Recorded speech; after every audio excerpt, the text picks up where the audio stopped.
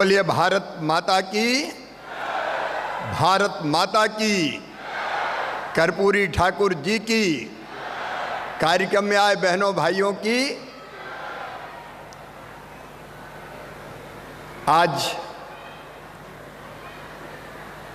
कर्पूरी जी को श्रद्धांजलि अर्पित करने आए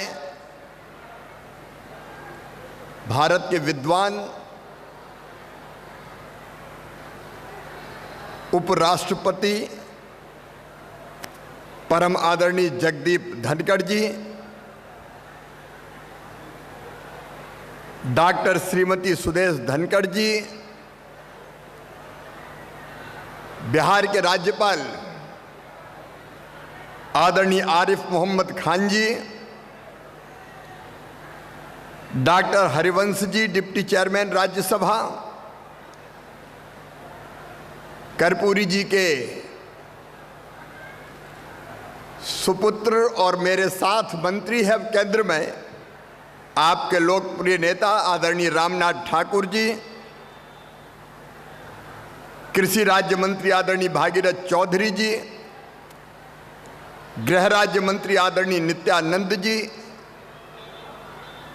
कार्यक्रम में उपस्थित बहनों भाइयों बेटे बेटियों दोनों हाथ जोड़ के आप सबको प्रणाम करता हूं, आप सबको नमस्कार करता हूं।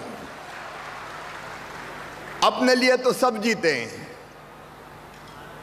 कीट पतंगे भी जीते हैं, पशु पक्षी भी जीते हैं, अपने लिए जिए तो क्या जिए।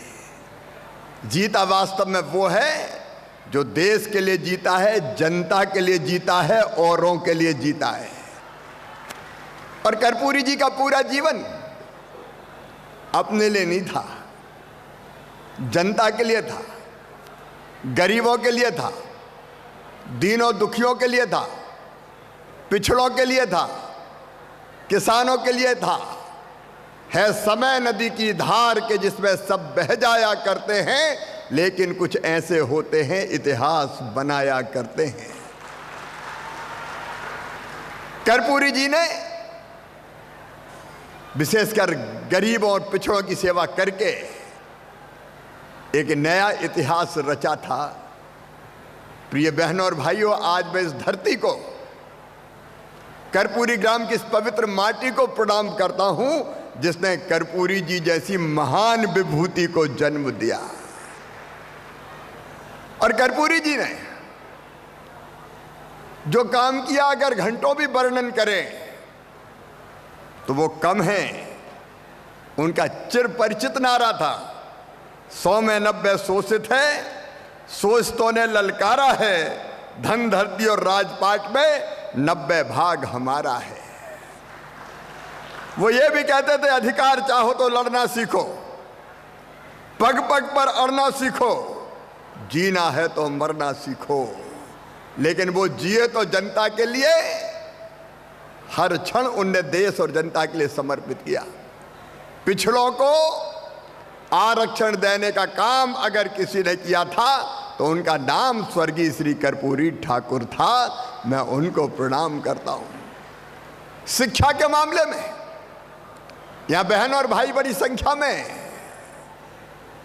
गरीब को भी शिक्षा का बराबर अधिकार मिलना चाहिए और इसलिए मैट्रिक तक फ्री शिक्षा करने का अगर फैसला लिया था तो कर्पूरी बाबू ने लिया था।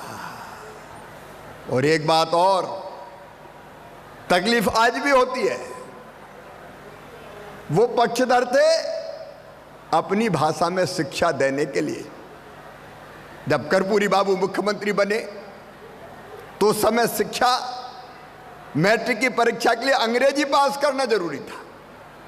और अंग्रेजी गांव में तो जानते नहीं है, अंग्रेजी वैसे भी मैं भाषा के रूप में विरोधी नहीं हूं,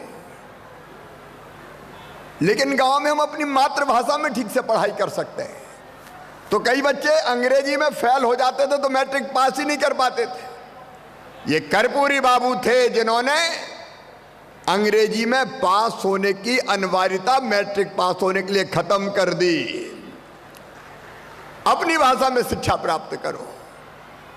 फैसले एक नहीं अनेक हैं, लेकिन समय की सीमाएं, कई प्रेरक प्रसंग उनके जीवन के, कर्पूरी बाबू जब मुख्यमंत्री थे 1977 में, एक बार लोकनायक जयप्रकाश नारायण जी के जन्म दिवस पर देश के कई नेता पटना में इकट्ठे हुए थे। सीएम कर्पूरी बाबू भी गए थे उस समय। उनका कुर्ता फटा था। फटा कुर्ता देख के स्वर्गीय चंद्रशेखर जी ने वहां उपस्थित लोगों से कहा कि जरा कुर्ते के लिए कर्पूरी जी को दान कर दें, कुछ दान दें। लोगों ने पैसा इकट्ठा किया तो वो पैसा भी कर्पूरी बाबू ने सीएम राहत कोष में दान कर दिया। ऐसे थे कर्पूरी बाबू। आज मैं अपने उनके चरणों में श्रद्धा के सुमन अर्पित करता हूं। आओ कर्पूरी जी के बताए मार्ग पर चलकर हम भी जनता के कल्याण में जुटे। एक बार फिर कर्पूरी बाबू के चरणों में प्रणाम, इस पवित्र धरा को प्रणाम और यहाँ की जनता को प्रणाम। बोलिए भारत माता की। बहुत बहुत धन्यवाद।